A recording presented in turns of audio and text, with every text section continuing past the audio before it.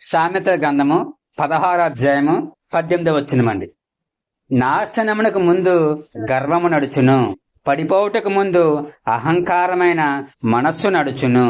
Amen. యేసు ప్రభువా మీకు వందనాలు స్వామి. నమస్కారములయ్యా. మహాగండ మహోన్నతుడా, గతించిన రోజులన్నీ మాతో మాట్లాడిన దేవా, ఈ రోజు కూడా మాతో మాట్లాడండి స్వామి. మా ఆత్మ కావాల్సిన ఆహారాన్ని దయచేయండి స్వామి.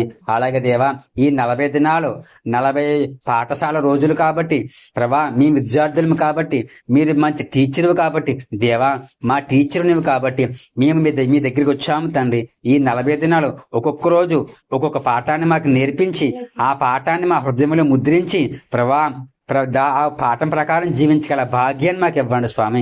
అలాగే దేవా, ఈ రోజు కూడా మాకు మంచి పాఠం నేర్పించండి. మాకేమి నేర్పనన్నారు, మీ చిత్తమయమైనదో ప్రభా, అవన్నీ మాకు నేర్పించి మీ వాక్యాన్ని మా హృదయమైన పలక మీద ముద్రించి భద్రం చేసి రాకడకు సిద్ధపరచమని యేసుక్రీస్తు వారి పరిశుద్ధ నామమున పరమ తండ్రి ఆమేన్. అందరికి మరొకసారి మరణాతండి. ఈరోజు మన వాక్యం ఏమిటంటే, నాశనానికి ముందు గర్వము నడుచును. ఇక రాస్తుందండి, నాశనానికి ముందు గర్వం నడుస్తుందంట. అలాగే పడిపోవుటకు ముందు అహంకారమైన మనస్సు నడుచును. సామెతలు 16:18 అండి. ఇక్కడ మన పాఠం పేరు ఏమిటంటే గర్వము. ఈ రోజు మన పాఠం పేరేంటండి? గర్వము. గర్వం అందరికి తెలుసు. గర్వం అండి అందరికీ తెలుసు. మనం అంటా ఉంటాం ఏంటంటే, ఎవరికన్నా కొంచెం కలిగింది అనుకోండి, ఏమొచ్చిందంటామో, గర్వం వచ్చేసింది కాబట్టి వీళ్ళని పట్టుకోలేకపోతున్నాం బాబోయ్ అంటారండి. కానీ మనిషికి ఉన్న గర్వాలు ఏమిటి అంటే చెప్తున్నానండి. అంటే నాశనానికి ముందు ఏం నడుస్తుంది అంటండి? గర్వం నడుస్తుంది. సరే, మనుషులకున్న కొన్ని గర్వాల కోసం చెప్తానండి ఇప్పుడు. ఇక్కడ అంటే మీకు చదవచ్చు లేకపోతే వినండి. కులం బట్టి గర్వం అండి. మొట్టమొదటి ఏంటండి? కులం బట్టి గర్వము. అంటే నాది పెద్ద కులము అని ఒక గర్వము. లేకపోతే నా కులము కన్నా మిగిలిన వారందరూ తక్కువ అని ఒక గర్వం అండి. నేను చెప్పాను, మొన్న చెప్పాను కదండి. మొన్న ఏం జరిగిందంటే, పెద్ద కులస్తులు గుళ్ళోకి చిన్న కులస్తుడు వెళ్ళారని చెప్పి భర్తను భార్యను చంటి బిడ్డను కూడా కొట్టారు, తొక్కేశారండి. ఆ తొక్కేసినట్లు ఏమైపోయిందంటే 2 నెలల పాప చనిపోయింది. ఇక్కడ వాళ్ళు ఏం చూపించారు? గర్వం చూపించారు. ఏంటో గర్వము? మేం పెద్ద కులస్తులము, మీరు చిన్న కులస్తులు అని గర్వం చూపించారు. అంటే ఈ రోజు కూడా చూడండి, చదువుల్లో కూడా పెద్ద కులస్తులతోనే మాట్లాడతారు కొంతమంది విద్యార్థులు అండి. చిన్న కులస్తులు కూర్చుంటే కూర్చోరు. ప్రతి దానికి ఉద్యోగంలో కూడా కులమే. చివరికి ఎవరైనా అమ్ముతున్నారనుకోండి, తక్కువ కులం అనుకోండి, ఆ తక్కువ కులం అయితే కొనరండి. కూరగాయలు అవ్వచ్చు, బట్టలు అవ్వచ్చు, ఏదైనా సరే కొనరు. వంటలు కూడా చూడండి, తక్కువ కులస్తులు వచ్చి వండితే తినరండి. నిజం. కానీ దేవుడు నమ్ముకుంటున్న వారికి కులము ఉంటే, అంటే కులము అనే భావము ఉంటే వారి పరలోక రాజ్యం వెళ్ళడం అసాధ్యము. ఖచ్చితమండి. ఎందుకంటే నేను దేవుని నమ్ముతున్నానండి అంటున్నాము, నిజమే, ఓకే. దేవుని నమ్ముతున్నాను అంటున్న వారులారా, దేవుడు మొట్టమొదటికి ఎవరిని పుట్టించాడు? ఆదాముని పుట్టించాడు. తర్వాత అవ్వమ్మని పుట్టించాడు. వీరిలో నుండి ప్రజలందరూ వచ్చారు. వారి వారి భాషల ప్రకారం విడిపోయారు, నలుదిశలకి వెళ్ళిపోయారు. మొత్తం ప్రపంచంలో ఉన్న వారందరూ కూడా ఒక్క మనిషిలో నుంచే వచ్చారు, అవ్వమ్మ నుంచే వచ్చారు అందరూనండి. కాబట్టి అలా భాషలు బట్టి, ఉద్యోగాలు బట్టి, వృత్తులు బట్టి, వాళ్ళ టెక్నాలజీ బట్టి, జ్ఞానాన్ని బట్టి అలా అలా అలా అలా మొత్తం ఏమైపోయిందంటే ప్రపంచం అంతా విస్తరించిందండి. విస్తరించిన తర్వాత పనులను బట్టి పెద్దలు ఏం చేశారండి? వీళ్ళు ఈ వృత్తి, వాళ్ళు ఈ వృత్తి అని నిర్ణయిస్తే అది రాను రాను ఏమైపోయిందంటే కులమగా స్థిరపడిపోయి నువ్వు ఎక్కువ నేను తక్కువ, నువ్వు ఎక్కువ నేను తక్కువ అన్నట్టుగా వచ్చేసిందండి. కాబట్టి ఇక్కడ నాశనానికి ముందు గర్వం నడిచినట్టండి. కుల గర్వం మనలో ఉంటే మనం నాశనం అయిపోతాము. ఏమిటి ఆ నాశనము అంటే, మొట్టమొదటగా దేవుడి ఉగ్రత మన మీదకి వస్తుందండి. రెండవది, మీరు ఏమి చేసినా కానీ పరలోక రాజ్యం వెళ్ళడం మాత్రం అసాధ్యం. ఎందుకంటే దేవుడు పెట్టని కులాన్ని మీరు పట్టుకుని వేలాడి దానితో మీరు గర్వాన్ని చూపిస్తుని ప్రజలందరినీ బాధ పెడుతుంటే, భూలోకంలో మనుషులే బాధపడుతున్నారంటే మీరు చేసేది మంచి పని చెడ్డ పని? చెడ్డ పని. మరి చెడ్డ పని చేసినా స్వర్గం వెళ్తారా? వెళ్ళరు. కాబట్టి కుల గర్వం ఉంటే గనక తీసేసుకోవాలండి. ఏం చేయాలండి? తీసివేసుకోవాలి. ఒక భక్తుడి కంటండి, ఒక ఆవిడ భూలోకంలో బతుకున్నప్పుడు అంటండి పాలేసేదంట అండి, అన్నం పెట్టేదంట, అన్ని చేసేదంట, పైచరి చేసేదంట. ఇప్పుడు చాలా మంది మా ఇంటికి రండి భోజనం చేయండి అంటారు మమ్మల్ని అండి. మేము వెళ్తాము, కూర్చుంటాం, భోజనం చేస్తాం, వచ్చేస్తాం. అలాగే నాడు కూడా భక్తుడికి కేకేసి అంటే భోజనం పెట్టి అన్ని చేసేదంట. ఆవిడ చనిపోయిందంట. చనిపోతే ఈ భక్తుడికున్న వరం ఏంటంటే దేవుడు ప్రార్థనాపరులకండి పరలోకం చూపిస్తాడు, నరకము చూపిస్తాడు. ఈ పాతాళంలోనంటండి ఈవిడ వెళ్ళిపోయిందంట. దేవుడు నమ్ముకుంది, పైచరి భక్తులకి ఆహార భోజనం పెట్టింది, పైచరి చేసింది, అన్ని చేసింది, చర్చిలో అన్ని మెయింటెనెన్స్ చేసింది. పెద్ద గొప్పగా ఉంది ఆవిడ చర్చిలో. చనిపోయిన తర్వాత ఎవరైనా ఏమనుకుంటారో పరలోక రాజ్యం వెళ్దాం అనుకుంటారు, కానీ ఆవిడ కిందకి వెళ్ళిపోయిందంట. ఈ భక్తుడు ఆ పాతాళంకి వెళ్ళినప్పుడు ఏంటండి ఆవిడ అక్కడ ఉన్నదంటండి. ఎంతో బాధపడ్డాడంట. అయ్యో ఎందుకు అంటే ఆవిడంట ఈ భక్తుడికి అన్నం పెట్టిన ప్రతిసారి మనసు అనుకునేదంట, నేను పెద్ద కులం, అతనిది చిన్న కులం అనుకునేదంట. అన్నం పెడతా, నేను పెద్ద కులం, ఆవిడ అతనిది చిన్న కులం అనుకునేదంట. కాబట్టి దేవుడు పెట్టని కులాన్ని మనం హృదయంలో పెట్టుకున్నాము అంటే దేవుడు మనం తీసుకెళ్లి నరకంలో పెడతాడు. బాగా గుర్తుపెట్టుకోండి, మనుషులందరూ ఒక్కటే. ఆ మనుషులందరూ కలిగిన దేవుడు ఒక్కడే. కాబట్టి కుల గర్వము ఉంటే గనక నాశనం మన చుట్టూనే తిరుగుతుందండి.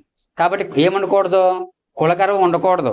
చర్చిలో కూడానండి నాకు తెలిసిన ఒకసారి అండి ఎవరు చెప్పారు ఏమనంటే, వారి చర్చిలోనంట అన్ని కులాల వారు వస్తారంట. మంచిది, దేవుడి మహాకురం బట్టి దేవుడికి వందనాలు. ఒక రోజు అంటండి తక్కువ కులం అన్న వాళ్ళంట ఇంటికి ప్రార్థన పెట్టించుకున్నారంట. ఈ ఎక్కువ కులస్తులు కూడా వెళ్ళారంట. అంటే కులం అంటున్నానండి మీకు అర్థం కావడం కోసం తప్ప వేరే ఉద్దేశం కాదండి. అప్పుడు ఏమైందంటే వాళ్ళు అన్నారంట, మీ ఇంటికి మేము వస్తాం కానీ మీరు వండకూడదు, మేము వండుకుని తింటామన్నారంట.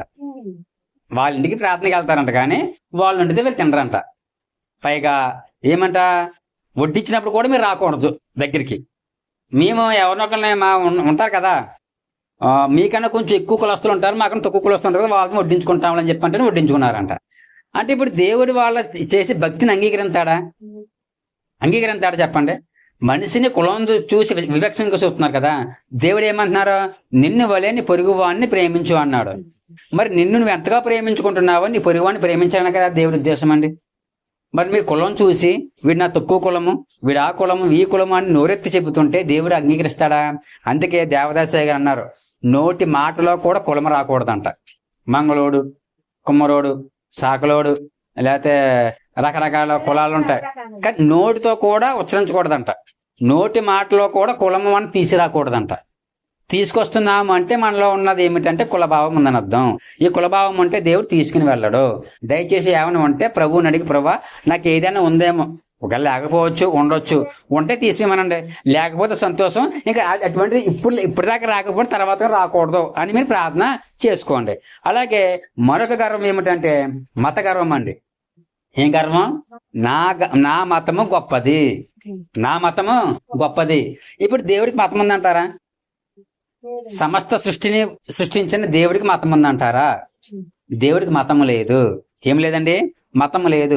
దేవుడు ఇంకో నాది మతము కాబట్టి నేను ఈ మతంలో నేను పుట్టించాను అని ఎవ్వరు చెప్పలేదు. దేవుడికి మతం లేదండి.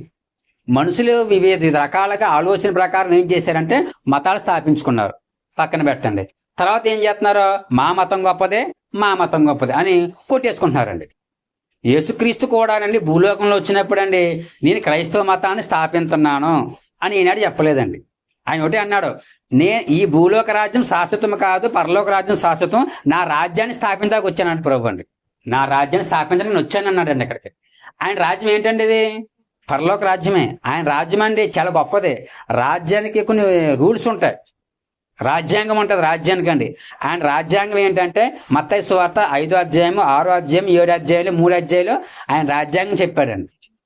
ఆ రాజ్యాంగ ప్రకారం నడిచిన వాడే నా వారసుడు తప్ప నేను క్రైస్తవ మతాన్ని పుట్టిస్తున్నా అనలేదండి. తర్వాత యేసుప్రభు చనిపోయిన తర్వాత ఆయన తిరిగి లేచి 40 రోజులు కనిపించి పరలోక రాజ్యం వెళ్ళిపోయిన తర్వాత శిష్యులైన వారండి సువార్త ప్రకటించుకుంటూ వెళ్ళిపోయారు. వెళ్ళిపోతున్నప్పుడు కొంతమంది అన్నారండి, వీళ్ళ క్రైస్తవులు క్రీస్తుని అనుసరిస్తున్నారు కాబట్టి వీళ్ళు క్రైస్తవులు అని చెప్పి పేరు పెట్టారండి, ఎవరో బయట వాళ్ళు. అప్పటి నుంచి ఆ పేరు స్థిరపడిపోయి కిరస్థానీయులు, మనకి అప్పుడు చదువు లేక క్రైస్తవులు అని తిరక్క చాలా మంది చదువు ఉంటే తిరుగుతుందండి, నోటు తిరక్క కిరస్థానీయులు అనేవారు మన దేశంలో వచ్చి కొత్తలోని. తర్వాత యేసుప్రభువుని నమ్ముకుంటే వీళ్ళ క్రైస్తవులు, ఏంటి వీళ్ళు అల్లా నమ్ముకుంటే ముస్లింలు, లేకపోతే బుద్ధుని నమ్ముకుంటే బుద్ధిస్టులు, లేకపోతే రాముని కృష్ణుని నమ్ముకుంటే వీళ్ళు హిందువులు అని రకరకాల మతాలు అయిపోయినాయండి. పక్కన పెడితే ఇప్పుడు ఏం జరుగుతున్నారండి, నా మతం గొప్పదే నా మతం గొప్పదని కొట్టుకుని చచ్చిపోతున్నారు. ఏ మతము కూడా కొట్టుకుని చావమని చెప్పదండి. ఏ మతము కూడా కొట్టుకు చావమని చెప్పదు. మనుషులు ఏం చేస్తున్నారంటే గర్వంలోకి వెళ్ళిపోతున్నారండి. నా గొప్ప గొప్ప గొప్ప అని ఏదో తెలియని ఉద్రేకంలోకి వెళ్ళిపోయి అవతల వాడిని తక్కువ చేసేస్తున్నారండి. ఇది దేవుడికి ఇష్టం ఉండదండి. మన మతాన్ని గౌరవించాలి, మన మతాన్ని ప్రేమించాలి, అనుసరించాలి, పరమతాన్ని గౌరవించాలి. అందుకే దేవదాశేఖర్ అన్నారు, ఏ మతమును కానీ ఏ వ్యక్తిని కానీ దూషింపరాదు, ద్వేషింపరాదు. ఏమైనా తెలియని విషయాలు ఉంటే దేవుని అడిగి తెలుసుకోండి తప్ప నీ మతం తక్కువ నా మతం ఎక్కువ, నీ దేవుడు తక్కువ నా దేవుడు ఎక్కువ అని అస్సలు అనకూడదండి. మనం దేవుడిని నమ్ముకున్నాము, ప్రార్థన చెయ్యాలి. మన దేవుళ్ళు ఏదైనా గొప్ప ఉంటే ప్రకటించాలి తప్ప మిగిలిన వారి గురించి మనకు అవసరం లేదండి. మా అమ్మ కోసం ఎంతైనా గొప్పగా చెప్పుకోవచ్చు. నా అమ్మను గొప్ప చేయడం కోసం పక్కన వాళ్ళ అమ్మని తక్కువ చేసి మాట్లాడితే అది తప్పు అవుతుందండి. కాబట్టి దేవుడు యేసుప్రభువు కూడా అంతే. భూలోక రాజ్యం ఉన్నప్పుడు అండి తన గొప్పతనం చెప్పాడు, పరలోక రాజ్యం కోసం చెప్పాడు తప్ప ఎవరిని దూషించలేదు, ఏమీ చేయలేదండి. కానీ ఈనాడు ఏమైపోయిందండి, మతాల గొడవలు ఎక్కువైపోయినాయి. ఇప్పుడు మన ఇండియాలో మరీ ఎక్కువైపోయినాయండి, మన రాష్ట్రంలో ఎక్కువైపోయినాయండి. ఎవరు చేసుకున్నవి అంటే మనం చేసుకున్నవే. ఎవరు చేసుకున్నారండి, మనం చేసుకున్నవే. కాబట్టి మత గొడవలు పెట్టుకోకుండా ఎవరైనా రామ్మని అనుకో, మీరు రామండి ఏమనుకోకుండా నవ్వుతూ చెప్పండి.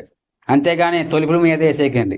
అండి మీరు అమ్మ గుడికాడ భోజనం పెడుతున్నారు, మేము దేవుడిని నమ్ముకున్నామంటే రామండి ఏమనుకోకండి అని చెప్పండి ప్రేమపూర్వకంగా. వాళ్ళు ఏమనరు. అంతేగాని మేము దేవుడిని నమ్ముకున్నాము మీ భోజనం రావాలా అని గర్వంగా చెప్పామనుకోండి, అదేమవుతుంది, తప్పు అవుతుంది, నాశనం అయిపోతాను. కాబట్టి ఏదైనా సరే ప్రేమపూర్వకంగా చెప్పండి, నవ్వుతూ చెప్పండి, స్వీకరిస్తారు. వాళ్ళు ఎవరండి, ఎవరో కాదు, మన ఊరోళ్ళు, మన కుటుంబీకులు, మన చుట్టాల బంధువులు, తెల్లారితే మొక్కలు చూసుకునే మనుషులు. కాబట్టి ఇక్కడ మతాన్ని తీసుకొచ్చేసి అండి చూడండి, టోపు పెట్టుకున్న వాళ్ళందరూ ముస్లింలు అని ఒక రకంగా భయంకరంగా చూస్తారు. బొట్టు పెట్టుకుంటేనేమో హిందువులను చూస్తారు, బొట్టు తీసేస్తే క్రైస్తవులను చూస్తారు. ఇంకా రకరకాల ఆలోచన వచ్చేసి ఆటోమేటిక్గా చూస్తే ఏదో తెలియని భాగం వచ్చేద్దాం. ఎందుకు, మన హృదయంలో మతాన్ని పెట్టేసుకున్నామండి. కాబట్టి బొట్టు పెట్టుకుంటే దేవుని నమ్ములు చాలా మంది మాట్లాడరు. ఏమైపోయింది, వాళ్ళేమో బొట్టు లేని మాట్లాడరు, వీళ్ళిద్దరునేమో టోపు పెట్టుకునే వాళ్ళు మాట్లాడరు. ఏమైపోయింది ఇక్కడ, మతం ఎందుకంటే ఇక్కడ దేవుడి మనిషిని పుట్టించాడు. ఏమన్నాడు, సృష్టికర్త తెలుసుకోండి అన్నాడు. కాబట్టి అన్ని మతాలు కూడా సృష్టికర్తను ఎవరు తెలుసుకోమని చెప్తున్నాను. యేసుక్రీస్తు నేనే సృష్టికర్తను ప్రభు చెప్పాడండి. కానీ మనం నమ్ముతున్నాం, నమ్మాలి, వారికి చెప్పసవాత ప్రకటించాలి తప్ప వాళ్ళు తక్కువ చేసి మనం మాట్లాడకూడదు. కాబట్టి మతం గురించి మనం ఏం పడకూడదండి, గర్వపడకూడదు. అలాగే మూడవది ఇంటిని గురించి గర్వం. 2 స్టేర్లు బిల్డింగ్ వేసుకుంటే గర్వం వచ్చేద్దండి.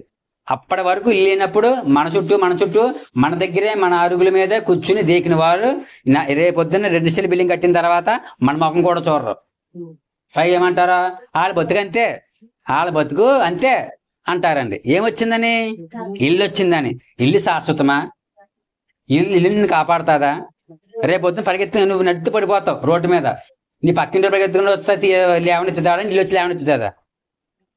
కాబట్టి అండి ఇంటిని చూసి గర్వపడకూడదండి, ఇల్లు లేని వాళ్ళు చూసి మనం తక్కువగా మాట్లాడకూడదండి. మన నాశనం కోరుకుంటాం. మనకి ఏం తెలుసు, రేపొద్దున ఏదో పెద్ద నష్టం రావచ్చు, అదే ఇల్లు మనం అమ్మేసుకోవచ్చు. మన గ్యారంటీ ఉందా, నేను ఇల్లు కట్టుకున్నాను, నేను ఖచ్చితంగా నేను ఇలాగే ఉంటాను గ్యారంటీ. ఎంతమందో ఇల్లు కష్టపడి కట్టుకుంటున్నారో అమ్మేసుకుంటున్నారో రోడ్డు మీదకి వచ్చేస్తున్నారు. మరి రేపొద్దు సది అయిపోద్దేమో. కాబట్టి ఇంటిని చూసి మనం ఏం చేయకూడదండి, గర్వపడకూడదు. ఇల్లు లేని వాళ్ళని చూసి మనం అయ్యో ప్రభావం వాళ్ళకి కూడా ఇల్లు ఇవ్వని ప్రార్థన చేయాలి అంతే తప్ప వీళ్ళకి ఇల్లు లేదు, ఇల్లు ఉన్న తర్వాత టైల్స్ లేవు, టైల్స్ ఉన్న తర్వాత సీలింగ్ లేదు, రంగులు వేయించుకోలేకపోతున్నారు, గేట్లు లేవు, తలుపులు లేవు, ఏమీ లేవు. ఎందుకు వచ్చింది అంటే కొంతమంది గర్వం అండి. వాళ్ళ ఇంటికి వెళ్ళి లేవా మేము పెద్ద ఏం చేసుకున్నామంటారు. ఎందుకు, చూపించుకోవడం, మాకు ఇది ఉందని చూపించుకోవడం. కాబట్టి మనం ఏం చేయకూడదండి, గర్వపడకూడదండి. అలాగే డబ్బు ఆస్తిని చూసి గర్వం అండి. డబ్బును చూసి ఆస్తిని చూసి గర్వపడిపోతారు. డబ్బు శాశ్వతం కాదు, ఆస్తి పాస్తులు శాశ్వతము కాదు. అలాగేనండి అందము చూసి బలాన్ని చూసి గర్వపడతారు కొంతమంది. ఈ రోజు నాకు చెప్పనవసరం లేదు, అందంగా ఉంటే చాలు. తెల్లగా ఉన్న వాళ్ళేమో నల్లవాడిని చూసి తక్కువగా చూస్తారు. నేను తెల్లగా ఉన్నాను, వాళ్ళు నల్లగా ఉన్నారు, తక్కువగా మాట్లాడతారు అండి. అలాగే బలవంతులేమో బలహీనులను చూసి ఆడేం చేయగలరా, చేతకన్నాడు, దమ్ముడు నాతో రమ్మను, నాతో పని చేయమను, అని ప్రగల్భాలు పలుకుతారు. మర్చిపోకండి, బలహీనుడి పక్కన నిలబడేవాడు దేవుడు. విరిగి నలిగిన మన హృదయానికైనా ఆసన్నుడు. కాబట్టి బలహీనుల పక్షంగా నిలబడతాడు దేవుడు అండి. మనం ఎప్పుడు బలహీనులను చూసి నేను నాకన్నా తక్కువ, నేను నాతో ఏం పని చేయడు అని అన్నామా ఏమైపోతామండి? దేవుడు మన నాశనాన్ని తీసుకొచ్చేస్తాడు. అలాగే మరొకటి అండి ఏమిటంటే, వృత్తిని బట్టి, ఉద్యోగాన్ని బట్టి, వ్యాపారాన్ని బట్టి గర్వం అండి. మంచి ఉద్యోగం చేస్తారు, పక్క వాళ్ళకి ఉద్యోగం ఉండదు, ఏమంటారు? గర్వం. ఏంటండి? గర్వం. అలాగే వ్యాపారం చేస్తారు, బాగా బాగుంటారు దేవుడి కృపను బట్టి. ఇంకా పక్కింటి వాళ్ళు ఏం చేస్తారని ఇంకా మనుషులుగా కూడా చూడరు. ఏమొచ్చిందని? వ్యాపారం బాగుందని, మంచి ఉద్యోగం వచ్చిందని, మంచి వ్యాపారం వచ్చిందని, మంచి వృత్తి ఉందని చేతులని, నాకన్నా ఎవడు గొప్పగా ఇల్లు కట్టలేడు, నాకన్నా బాగా ఎవరో పని చేయలేడు అని ఏదో రక గర్వాలు మన మనసులో ఉన్నాయండి. కానీ దేవుడి వాక్యం ఏం చెబుతుందంటే, నాశనానికి ముందు గర్వము నడుచును, పలుకుబడి, అధికారం, ఇవన్నీ రకరకాలు చాలా ఉన్నాయండి, చెబుతున్నాను. కాబట్టి నాశనానికి ముందు గర్వం నడుస్తుంది. కాబట్టి ఏమైనా మనలో గర్వం ఉంటే ఏం చేయాలండి? తీసేసుకోవాలి. ఏం చేయాలండి? తీసేసుకోవాలి. ఖచ్చితంగా వస్తుందండి. ఏదో ఒక మాటలు ఏమైందండి, నువ్వెంతరా దాకా వచ్చిన తర్వాత నువ్వెవడ అన్నదాకా వెళ్ళిపోతాను. తర్వాత ఇప్పుడు బయటపడతాయి మన లోపల నుంచి. ఏమని? నువ్వెంత? నాకులా నీకు ఇల్లు ఉందా? నాకులా నీకు చదువు ఉందా? నాకులా నీకు అందం ఉందా? నాకులా నీకు బుర్ర ఉందా? నాకులా నీకు బండి ఉందా? కారు ఉందా? సైకిల్ ఉందా? అయ్యి రకరకాల మాటలు వచ్చేస్తాయండి. లేనిపోయిన జంబాలు వచ్చేస్తాయండి. ఎప్పుడు వస్తాయంటే చుట్టాలు కలిసినప్పుడు వస్తాయి. పెళ్లికి వెళ్తాం, అక్కడ తాజీ కూర్చుంటారు, మొదలెడతారు. ఏమని? పలానా పుల్లమ్మగారు చూసే పుల్లమ్మగారు నా చిన్నప్పటి నుంచి అలాగే ఉంది, ఇప్పుడు ఇలాగ ఉంది, మేము చూడండి అంటారు. దానికి కొంతమంది ఒత్తాస పలుకుతారు. వీళ్ళ మాటలు అనరు, కానీ అనేవాళ్ళకి సపోర్ట్ చేస్తారు. నిజమే అంటారు. వాళ్ళు కూడా పాపం చేసినట్టే. ఇప్పుడు దొంగతనం చేయని అవసరం లేదండి. దొంగతనం చేసేవాడికి దారి చెప్పిన పాపమే, తప్పేనండి. అంటే నేను దొంగతనం చేయలేదండి, కేవలం అంగో ఆ ఇంటికాడే ఎవరు లేరని చెప్పాను అంతేనండి అన్నామనుకోండి, ఏమన్నట్టు? ఆ దొంగతనంలో మనం కూడా పాలు పొందినట్టే. అలాగండి ఏదైనా సరే గర్వం ఎవరన్నా తక్కువ చేసి మాట్లాడుతున్నాను అనుకోండి, అందుకే ప్రభు బైబిల్ ఉంటది, అపహాస్యకులు కూర్చున్న చోటన కూర్చోవద్దు అన్నట్టు దేవుడు. ఆటోమేటిక్ మనం కూడా అపహాస్య మాటలు మాట్లాడాలి అండి. కాబట్టి అలా మనం ఉండకూడదు. కాబట్టి గర్వం మనకి కూడదండి. ఏం చేయాలి? గర్వం మనకి కూడదు. సరేనండి, బైబిల్లోనండి కొంతమంది గర్వించి నాశనం అయిపోరు కొంతమంది అండి. వాళ్ళు ఎవరు అంటే, మొట్టమొదటిగా చూడండి ఒకసారి, లూసిఫర్. ఎవరండి? బొమ్మ చూసారా? లూసిఫర్ ఎవరండి? లూసిఫర్ అనగా దేవుడి దగ్గర ఉన్న ప్రధాన దేవదూత. ఎవరండి? దేవుడి దగ్గర ఉన్న ప్రధాన దేవదూత. ఈయన దేవుడి తర్వాత దేవుడు లాంటి వాడు అనమాట. మీకు ఉదాహరణకు అర్థమవడం కోసం చెప్తాకి. అంటే ప్రెసిడెంట్, వైస్ ప్రెసిడెంట్. ఈ ప్రెసిడెంట్ లేకపోతే ఎవరు ప్రెసిడెంట్ అయిపోతారు? వైస్ ప్రెసిడెంట్ అవుతాడు. అలాగే దేవుడు అంటండి, అనాథులు ఎవరు లేరు. తన కోసం ఏం కలగజేసుకున్నాడంటే దేవదూతను కలగజేసుకున్నాడంట. ఈ దేవదూత అందరికన్నా లీడర్ అనమాట. ఒక రోజు అనుకున్నాడంట కూర్చుని, అసలు దేవుడే లేకపోతే ఆ స్థానం నాదే కదా అనుకున్నాడంట. ఎక్కడికి పోయాడు? హెచ్చుడికి పోయాడు, గర్వానికి పోయాడు. ఎప్పుడైతే ఈ ఆలోచన వచ్చిందోనండి ఏమైపోయాడంటే కింద పడిపోయాడంట. ఏమిటండి? యెషయా గ్రంథము 14 అధ్యాయము 12-15 వచనాల దాకా ఉంటుందండి. లూసిఫర్ గొప్పవాడే, గొప్ప శక్తి ఉన్నవాడే, కానీ ఏమొచ్చింది ఆయనలోనండి? గర్వం వచ్చింది. కాబట్టి గర్వం ఎప్పుడు మనలోకి వచ్చేద్దాం, మన పతనం అప్పుడే స్టార్ట్ అయిపోద్ది. గుర్తుపెట్టుకోండి, గర్వం పడ్డామా దేవుడి మన పతనాన్నే పెట్టేస్తాడు. అలాగే రెండో వ్యక్తి ఎవరంటే ఫరో, ఐగుప్తు రాజు.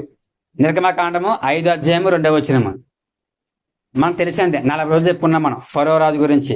మోషే గారు వెళ్ళి ఫరో గారి దగ్గరికి, అయ్యా మా ప్రజలను విడిచిపెట్టండి, మా ప్రజలను ఇంకోండి కర్రలు పెట్టుకున్నారు కదా అతను, మోషే గారు, అహరోను గారు. కనపడుతుందండి? మోషే గారు ఈయన కర్ర పట్టుకున్న అతను, వాళ్ళ అన్న అహరోను గారు. ఇతను ఎవరండి? ఫరో రాజు అనమాట. ఈ రాజుకి గర్వం ఎక్కువ. అందుకే యెహోవా ఎవడో, దేవుణ్ణే యెహోవా ఎవడో అన్నాడండి. గర్వం ఎత్తికెక్కేసింది. వెంటనే ఏమైపోయిందండి? తన రాజ్యంలో 10 తెగుళ్ళు వచ్చేసినాయండి. గర్వపడ్డాడు, యెహోవా ఎవడో, నేనే దేవుని అన్నాడండి. చివరికి ఏమైపోయింది? తన రాజ్యం మీదకే 10 రకాల తెగుళ్ళు వచ్చినాయి. చివరికి చచ్చిపోయాడండి. సముద్రంలో పడి చనిపోయాడు. నాశనం అయిపోయాడు కదండి. కాబట్టి మనకి ఏం ఉండకూడదండి, గర్వం ఉండకూడదు. మూడోది గొలియాతు. ఎవరండి?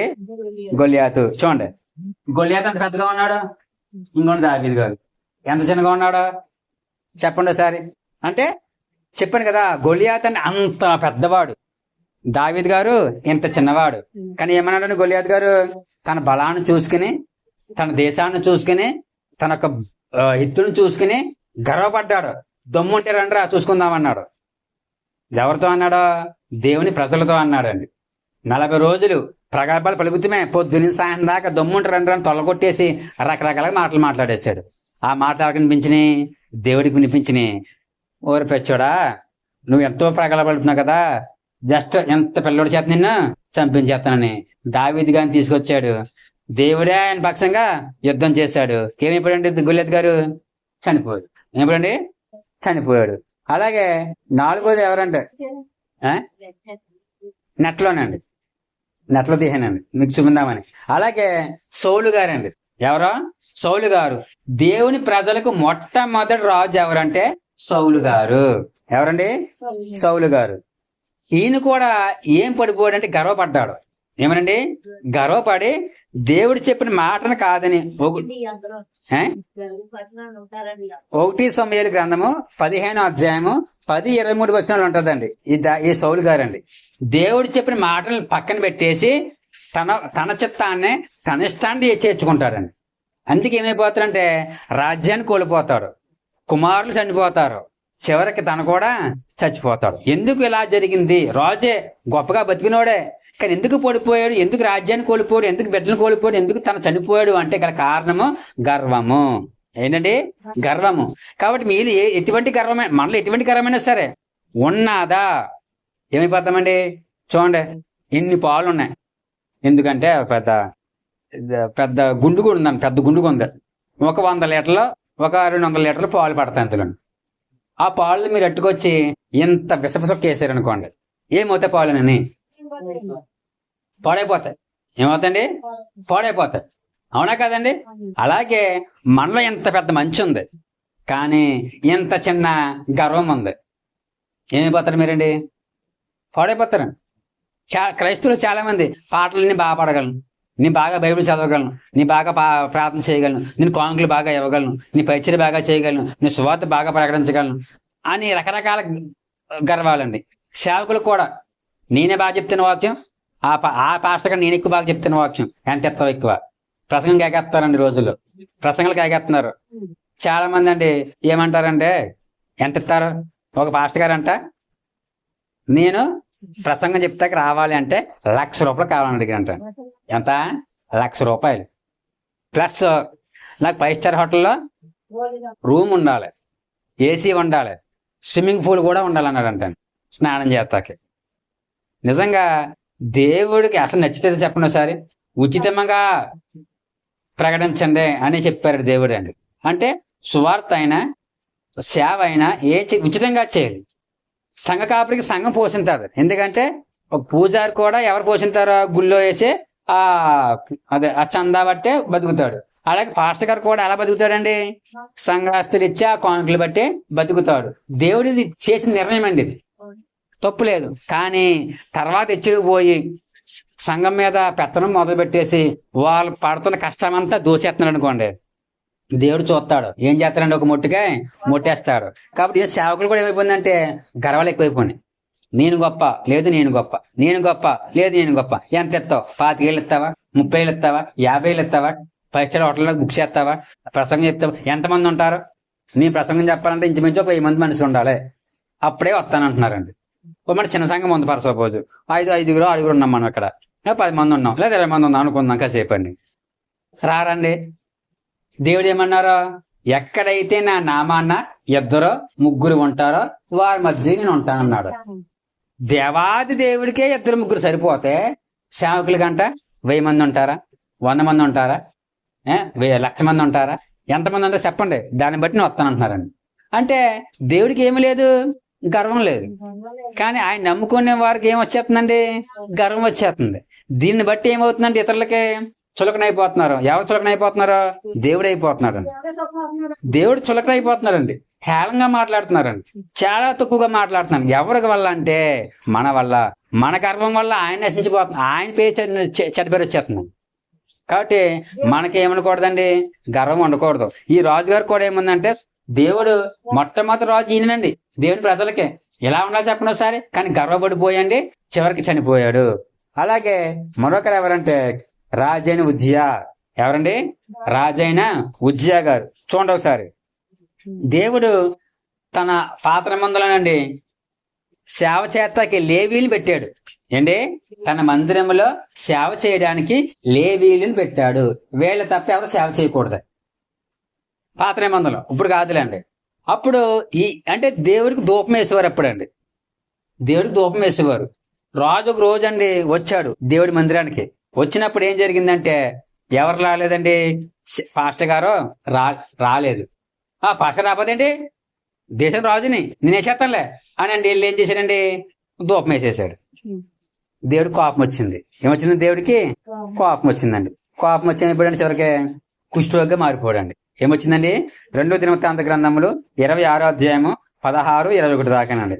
కాబట్టి నా గర్వానికి ముందు ఏం నడుస్తుంది? నాశనము. ఎవరు చేసిన వాళ్ళే చేయాలి. కుక్క పని చేయాలి. గుర్రం పని చేయాలి. కథ తెలుసు కదండి. గుర్రం పని ఏమో కుక్క చేసినా దెబ్బలు పడతాయి, కుక్క పని గుర్రం చేసినా దెబ్బలు పడతాయి. ఎవరు చేసిన వాళ్ళే చేయాలండి. అవునా కదా? కాబట్టి ఇతను చేయకూడని పని చేశాడు. గర్వానికి హెచ్చరికపోయాడు. నేను రాజుని, నన్ను ఎవరు అడ్డు పెడతాడు మందిరంలో ధూపం వేయకుండా అన్నాడు. ఏమైపోయి చివరికండి కుష్ఠరోగం వచ్చి నశించిపోయాడు. అలాగే మరొకరు ఎవరంటే హేరోదు అగ్రిప్ప. ఎవరండి? హేరోదు అగ్రిప్ప. ఈయన కూడా ఏమైపోయాడంటే ప్రజల పొగడ్తలను స్వీకరించి దేవునికి మహిమను ఇవ్వకుండా పురుగులు పడి చచ్చిపోయాడంటండి. అపోస్తుల కార్యాలు 12వ అధ్యాయము 21, 23 దాకానండి. రాజు అండి. ఎవరండి? ఈ రాజు. అంటే దేవుడి మెప్పు కాదు, ప్రజల మెప్పు కోరుకుని చివరికి పురుగులు పడి చచ్చిపోయాడంటండి. ప్రజలు అంటారు కదండి ఈ రాజు అండి. ఈ రాజు అంటే చెప్తారు కదా, పెద్దలు అంటారు కదా, వాళ్ళు పురుగులు పడి చచ్చిపోతారంటారు కదా, శపిస్తారు కదా. ఈ రాజుకి స్థితి వచ్చింది. ఏమొచ్చిందండి? గర్వపడ్డాడు కాబట్టి పురుగులు పడి చచ్చిపోయాడు అంటాను. కాబట్టి గర్వం చాలా ప్రమాదకరమైనదండి. తర్వాత నెబుకద్నెజరు రాజు. ఎవరండి? నెబుకద్నెజరు. దేవుడు వీళ్ళు ఎవరంటే అండి, వీళ్ళ సామ్రాజ్యం ఏంటంటే బబులోను సామ్రాజ్యం అండి. ఏనండి? బబులోను సామ్రాజ్యం. ఒకనాడు ప్రపంచాన్ని పరిపాలించిన సామ్రాజ్యం బబులోను సామ్రాజ్యం అండి. ఆ బబులోను సామ్రాజ్యానికి రారాజు ఎవరంటే ఇంకోండి, ఎవరో ఈ నెబుకద్నెజరు. ఎవరండి? నెబుకద్నెజరు. ఈ రాజు అంటండి ఏమయ్యాడంటే గర్వపడ్డాడంట. ఏమయ్యాడండి? గర్వపడ్డాడు. చూడండి, తన సైనికులు చెప్తున్నాడు, ఇదిగో ఈ మహాబబులోను కట్టిన వాడు నేనే. ఎవరా? నేనే కట్టాను, నాకన్నా గొప్పడు ఎవరున్నారా? నేను కాబట్టి ఇన్ని దేశాన్ని జయించాలని చెప్పండి విరవిగిపోయాడు అంటాను. ఈ మాటలు ఎవరికి వినిపించింది అంటే దేవుడికి వినిపించింది అంట. దేవుడికి వినిపించండి ఎలా చేశాడంటే ఒక మృగంలా చేసేసాడండి. దేవుడు అండి ఒక మృగంలా చేసేసాడు. నువ్వు అడవిలోకి వెళ్ళి గడ్డి తినండి రాజుని. అంటే ప్రపంచాన్నే వణికించిన శాసించిన రాజు అండి గర్వపడినందుకు దేవుడు ఏమన్నాడంటే నువ్వు మృగములా అయిపో, జంతువులో మారిపో అన్నాడండి. జంతువులో మారిపోయాడు. మారిపోయండి అడవిలోకి వెళ్ళి ఏం చేశాడండి? గడ్డి తిన్నాడు. ఎందుకండి 7 కాలాల పాటు ఏం చేశాడండి? గడ్డి తిన్నాడు. గడ్డి తిన్నాక బుద్ధి వచ్చింది. అప్పుడు అన్నాడు, సర్వోన్నతుడు దేవుడిని ప్రపంచాన్ని నేను కాదు ఏలడం. ప్రార్థన చూడండి కదా, చేతులు ఎత్తి. నేను కాదు ఏలడం. ఎవరు వెళ్తున్నారో? దేవుడు ఏళ్తున్నాడు అని చెప్పండి. తప్పు ఒప్పుకొని బుద్ధి వచ్చింది బాబు అని లెంపకాయలు వేసుకుని దేవుడి దగ్గర ప్రార్థన చేయగా దేవుడి మరలా ప్రార్థన చేశాడు అతను. కాబట్టి అండి గర్వం వచ్చినప్పుడు మనం ఏమైపోతామంటే మృగాలం అయిపోతామండి, పశువులు అయిపోతామండి. మనుషులు ఏం చేస్తుంది గర్వం అండి? మృగం చేసేద్ది, పశువులను చేసేద్దండి. ఇంకా మంచి చెడ్డ ఏం తెలీదు. గర్వం ఎక్కువ వెళ్ళిపోయిన తర్వాత అండి ఒక జాలి దయ కరుణ ఏముండదు, ఒక మంచి చెడ్డ ఉండదు. గర్వం ఎతికెక్కేస్తా అండి, కొళ్ళు ఎతికెక్కేస్తా ఇంకేం కనపడదండి. కాబట్టి మనిషి ఏమైపోతాడు? మృగం అయిపోతాడు. కాబట్టి దాని గ్రంథంలో ఉంటుంది అనమాట 4వ అధ్యాయంలో. కాబట్టి మనకి గర్వం ఉండకూడదు, గర్వం అండి ఉండకూడదు. కాబట్టి అసలు ఈ భూ ప్రపంచంలో ఎవరు గర్వపడాలి? ఈ భూ ప్రపంచంలో ఎవరు గర్వపడాలి అంటే దేవుడు మాత్రమే గర్వపడాలని. ఎందుకు అంటే ప్రభు అంటారు, ఆకాశము నా సింహాసనము, భూమి నా పాదపీఠము. చూడండి, ఆకాశం సింహాసనం కింద వేసి కూర్చోండి దేవుడు. చూడండి సరిగ్గా ఫోటోలో ఏంటి, ఇదంతా ఆకాశం. ఆకాశమనే సింహాసనం అంటాను కూర్చుంటాకే. ఇది ఏంటండి, ఇది భూమి ఆయన కాలు పెట్టుకుంటే పాదపీఠం అంటాను. అంత గొప్ప దేవుడు ఆయన. ఎవరండి, అంత గొప్ప దేవుడు ఆయన. అంత గొప్ప దేవుడు అండి భూమి మీదకి ఎలా వచ్చాడు చెప్పండి ఒకసారి. చిన్న శిశువుగా వచ్చేసాడు. ఎలా వచ్చాడు, చిన్న శిశువుగా వచ్చేసండి. ఇక్కడ వాక్యం రాసి చూడండి ఒకసారి. క్రీస్తు యేసును కలిగిన ఈ మనస్సు మీరును కలిగి ఉండి, ఆయన దేవుని స్వరూపం కలిగిన వాడై ఉండి దేవునితో సమానముగా ఉండుట విడిచిపెట్టకూడని భాగ్యం ఎంచుకోలేదు గాని, మనుషుల పోలికగా పుట్టి దాసుని స్వరూపం ధరించుకొని తన్ను తానే రిక్తునిగా చేసుకొనెను. గర్వపడాల్సిన దేవుడే తగ్గించుకున్నాడండి. తగ్గించుకోవాల్సిన మనిషి ఏం చేస్తాడు ఈ రోజండి, గర్వపడుతున్నాడండి, హెచ్చించుకుంటున్నాడండి. అసలు చెప్పండి ఒకసారి, దేవుడు ముందు మనిషి పని చేస్తాడా? ఏ మూలకే పని చేయడు. అటువంటి దేవాది దేవుడే రిక్తునిగా మారిపోయి చిన్న శిశువుగా భూలోకానికి వచ్చి అనేకమైన నిందలు అవమానించాడండి ఆయన. ఏంటంటే అనేకమైన నిందలు అవమానాలు భరించాడండి ఆయన. మీకు చూపించాను చూడండి సార్, ఫోటో ఉంటుందండి ఇందులో.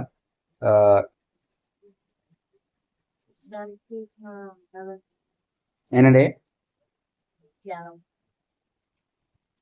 ఇంకో చూడండి సార్, ఇంకోండి ఎంతో మంది నిందలేసారు ఆయన మీద అండి. ఎవరి మీద? దేవుని మీద. అందరూ ఏది చూపించున్నారండి. ఆయన ఏం చేశాడండి, తగ్గించుకున్నాడు. మనం మన అంకి ఏది చూపించిన ఏం చేయమండి, తగ్గించుకోలేము. అందుకే ప్రభు అన్నారు, తను తగ్గించుకునేవాడు హెచ్చింపబడును, తను హెచ్చించుకునేవాడు తగ్గించబడును. కాబట్టి ఆయన దేవాది దేవుడు. ఏంటి ఎలాగండి, భూమి ఆయన పాదపీఠము. అలాంటి దేవుడు ఎలా వచ్చాడు చెప్పండి ఒకసారి. చిన్న శిశువుగా వచ్చేసాడు. చూడండి ఎలా వచ్చాడు, చిన్న శిశువుగా వచ్చాడు. ఇది పెద్ద మహాశ్రమ అండి ఆయన. ఇప్పుడు ఇందాక చెప్పుకున్నాం కదండి, నెబుకద్నెజరు రాజు ఉన్నాడు అండి. దేవుడు ఆ రాజు అండి భోగభాగ్యాలు అనుభవించాడు. ప్రపంచమంతటితో సెల్యూట్ కొట్టించుకున్నాడు అండి. అటువంటి రాజుని దేవుడు ఏమన్నాడు, నువ్వు మృగములా మారిపో అన్నాడు. ఇది బాధ, సంతోషమా? మన దేవుడు అని, యా అమ్మ కిషోర్, నువ్వు పందిలే మారిపోయాను అనుకున్నాను. నేను సంతోషంగా ఉంటానా, బాధపడతానా? బాధే కదండి. లేకపోతే చీమలా మారిపో అన్నాడు అనుకోండి, బాధ, సంతోషమా? కుక్కలా మారిపో, పిల్లిలా మారిపో, లేకపోతే బొద్దింకలా మారిపో, గొంగళపుల్లిగా మారిపో అన్నాడు అనుకోండి, మనకి బాధ, సంతోషమా చెప్పండి మామగారు? బాధే కదండి. అంటే అన్ని మొత్తం భూ ప్రపంచంలో అన్ని జీవుల కన్నా సర్వోన్నతమైన సృష్టి ఎవరంటే మనిషి అండి. ఎవరండి? మనిషి. కానీ నాడు మనిషిలే బతకట్లేదు, జంతువులే బతుకుతున్నాడు. బుద్ధి తప్పేసి గర్వాంధుడైపోయి ఏమైపోతున్నాండి, మనిషిని లెక్క చేయక, సాటి మనిషిని లెక్క చేయక, కులం బట్టి, మతం బట్టి, ప్రాంతం బట్టి, వర్గాన్ని బట్టి, భాషను బట్టి, అందం బట్టి, ధనం బట్టి, అనేక రకాల గర్వాలు బట్టి అండి జంతువులే మారిపోయండి మనుషులను పట్టించుకోలేకపోతున్నారు అండి. కాబట్టి అక్కడ రాజు మృగంలా మారిపోతే ఎంత బాధ అనిపించారు చెప్పండి. భోజనాలు, చికెన్లు, మటన్లు, లెక్క పీసులు, రకరకాల వంటలు తిన్నారు రాజు అండి. అడవిలో గడ్డి తిన్నాడంట 7 కాలాల పాటు, 7 సంవత్సరాల పాటు. ఎంత బాధ చెప్పండి ఒకసారి. అటువంటిది ఆకాశం ఆయన సింహాసనము, భూమి ఆయన పాదపీఠము. అటువంటి మహాదేవుడు ఎంత చిన్న శిశువుగా మారిపోయాడంటే ఆయనకి బాధ కాదా? ఆ రాజు నీ మృగంలా మారిపోయాడని గర్వంగా చెప్పుకుంటాడా, అవమానంగా ఫీల్ అవుతాడా? అవమానమే కదండి ఆయనకి. మరి దేవుడికి అవమానమే కాదా? అంత గొప్ప దేవుడు ఎంత చిన్న శిశువుగా వచ్చేసాడంటే ఆయనకి ఏమాత్రం గర్వం లేదండి దేవుడికి. కానీ ఆయన నమ్ముకుని మనకు గర్వం వచ్చింది, ఆయన కలగజేస్తే మనకి గర్వం వచ్చింది. అన్నిటిలో గర్వమే. చివరికే చర్చిలో కూర్చున్నా కూడా గర్వమే.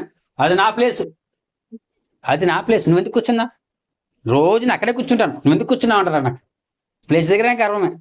ఓయ్ నువ్వు మా దగ్గర కూర్చున్నావంటే నువ్వు కింద కూర్చో అంటారు చర్చిలో. నేను దేవుడి దగ్గరికి వచ్చి కులమా, దేవుడి దగ్గరికి వచ్చి డబ్బా, దేవుడి దగ్గరికి వచ్చి ఉద్యోగమా? ఎంత నిజంగా అండి దౌర్భాగ్యం అంటేనండి. దేవుడు ఊరుకోడండి. చాలా అంటే ఎందుకు ఇన్ని చిక్కులు సమస్యలు వస్తున్నాయంటే గల కారణం మనం చేసే పాపాలు బట్టినా. కాబట్టి మాతో గుర్తుపెట్టుకోండి, ఎంత చిన్న శిశువుగా దేవుడు వచ్చేసాడంటే నిజంగా ఎంత అవమానంగా ఫీల్ అవ్వ చెప్పను సార్. ఎంత బాధ చెప్పండి. ఎంత పెద్ద మనిషి చిన్న చీమైపోతే ఎంత బాధపడుతున్నాము. అంత గొప్ప దేవుడు, భూమి ఆయన పాదపీఠం అంట. ఆకాశం సింహాసనం అంట. అంత గొప్ప దేవుడు ఎంత చిన్న శిశువుగా వచ్చేసాడంటే, ఎంత చిన్న పిండమైపోయాడంటే, ఆయనకి ఎంత అవమానము, ఎంత బాధ, ఎంత శ్రమ, అవన్నీ తట్టుకున్నాడు. ఎవరి కోసము? మనందరి కోసము, మన పాపాల కోసము. కాబట్టి అండి మనం ఏం చేయకూడదండి, ఆయన చూసి నేర్చుకోవాలి. మనం ఏం చూసి నేర్చుకోవాలండి? ఈ శిలువ ధ్యానాలు ఎందుకోసము అంటే, శిలువ దగ్గరికి వెళితే మన గర్వం అణగొట్టబడుతుందంట. అంతే భక్తుడు రాశాడు. శిలువ ధ్యానం వల్ల అంటే రాయి లాంటి మనసు కూడా నలిగి కరిగి నీరగుచున్నదిరా, శిలువేనా శరణాయనురా అని పాట పాడాడు భక్తుడు. అంటే రాతి లాంటి మనసు కూడా, రాతి లాంటి గర్వం కూడా శిలువను చూస్తే, ఆ శ్రమలను చూస్తే, నా దేవుడే ఎంత శ్రమ తగ్గించుకున్నాడే, ఇంతగా ఆయన తగ్గించుకుని, ఇంతగా ఆయన అవమానాలు పొంది, ఇంతగా దూషించుకుని, ఇంతగా ముఖం మీద పిడిగుద్దులు గుద్దించుకుని, ఉమ్మేయించుకుని ఎంతగా తగ్గించుకున్నాడే.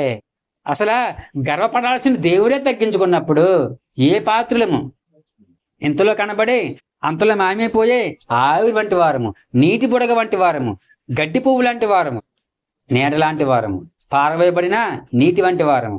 మనకి ఎందుకు చెప్పిన గర్వాలు?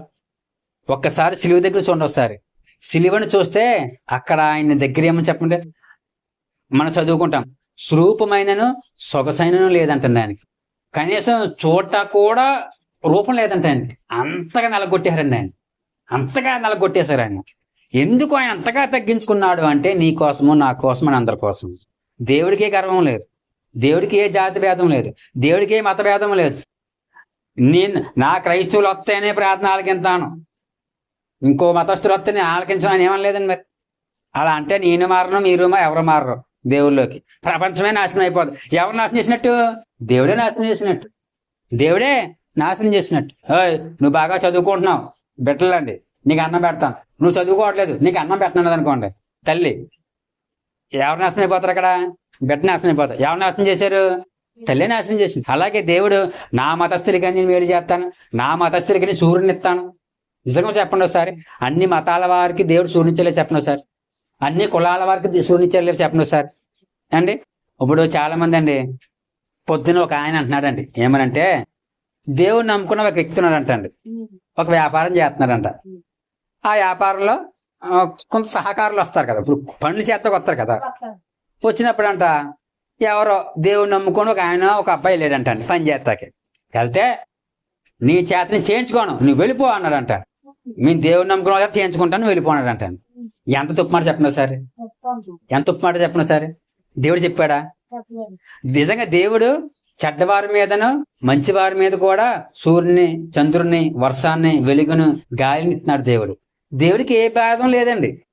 ఆయన ఒకటే అంటున్నాడు, పాపాన్ని తీసేసుకోండి, నా దగ్గరికి రండి, సృష్టిని పూజించవద్దు, సృష్టికర్తను నన్ను పూజించని అంటున్నాడు. అంతేనండి. అంతేగాని మనుషులు ఏం చేస్తున్నారు, రకరకాల గర్వాలు పెట్టేసుకుని, రకరకాల ఆలోచనలు పెట్టేసుకుని ప్రేమించట్లేదండి. ఏం చేయట్లేదు? ప్రేమించట్లేదు. కాబట్టి దేవుడు ఎంతగా తగ్గించుకున్నాడు, మనిషి మాత్రం తగ్గించలేకపోతున్నాడు. అసలు గర్వపడాల్సిన దేవుడు తగ్గించుకుంటుంటే మనిషి ఏం చేస్తాడు చెప్పండి ఒకసారి? సిలువ మీద.